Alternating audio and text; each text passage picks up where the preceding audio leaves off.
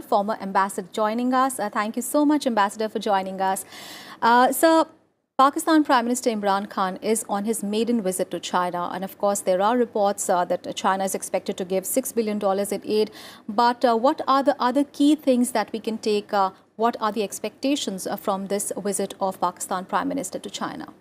Well, Imran Khan said that if there's one country that Pakistan can always turn to, it's China. Yes. Both countries have described each other as all-weather friends. Now, my submission is that the glue which binds Pakistan and China is their deep-seated hostility towards India. Pakistan has been getting funding from all kinds of sources. The Americans were very generous. In fact, they used to be the largest donor.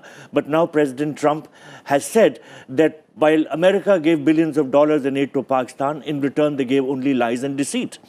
It also got 12 bailout packages from the IMF. It has been getting money from China, from Saudi Arabia. Now, where does this money go? Because the infrastructure is in a pathetic condition. My submission is Pakistan has been spending disproportionate amounts on its defense budget. Even this year, its defense budget has been raised by 20% to $9.6 billion. Now, of course, every country has the right to spend on defense. But in Pakistan's case, a lot of the defense expenditure goes towards lining the pockets, the deep pockets of its generals and senior army officers. And secondly, it goes towards funding terrorist activities against India. You know, there are several heads in the defense budget: transport, medical assistance, rations, training. Now, these are very general heads, and under those heads, expenditure gets to be allocated towards the terrorist-related activities directed against India. My worry is the more money that Pakistan gets from China, the more it will have available to itself towards anti-India activities. Of course, China doesn't really mind that. China has been using Pakistan as a cat's paw against India.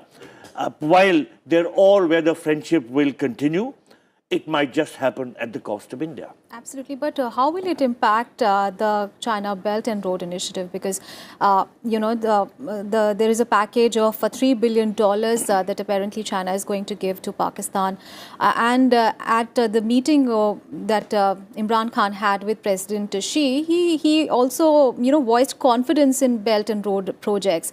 But at the same time, considering the financial crisis that Pakistan is going through and the broader concerns about China's Belt and Road and debt diplomacy, how do you think it will impact the China's Belt and Road Initiative?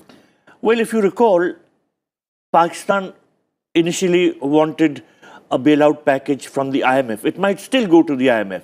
But the IMF wanted very close monitoring of the projects under the China-Pakistan Economic Corridor. Yes. Because there is growing concern that Chinese funding draws country into economic debts which are in the nature of neo-colonialism, economic colonialism.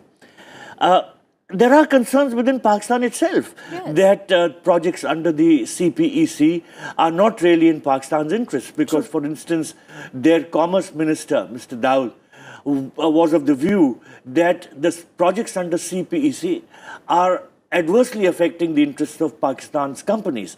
Again, the Railway Minister wanted the Karachi-Peshawar rail project to be scaled down. So there are concerns about how it is going to create a greater debt trap for Pakistan, which is not going to be in the interests of that country.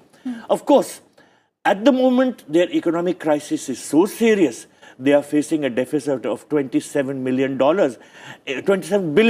including $9 billion in debt repayments. So their Prime Minister has had to go with a begging bowl all over the place. He went to Saudi Arabia, got $6 billion, though initially the Saudis were putting very stiff conditions. But after the murder of Jamal Khashoggi, they felt diplomatically isolated and have been generous to Pakistan. He's gone again to their all-weather friend China. Yes. Economically, the situation will not improve unless Pakistan reorients its thinking, which means learns to spend what is realistically needed for defense and not for purposes such as waging terrorist activities against India. And what about the impact on China? Because, inside China also, there have been reports. In fact, analysts are questioning this huge amount of funds that, China is putting into its Belt and Road Initiative, especially the range of challenges that China is facing at home, the economic slowdown, the trade disputes with other nations, and the local government debt. How will it impact China if we look at the internal politics of China? Well, I think the Chinese will have to rethink a lot because they have been very aggressively pursuing checkbook diplomacy. Of course, this sort of diplomacy serves their strategic interests.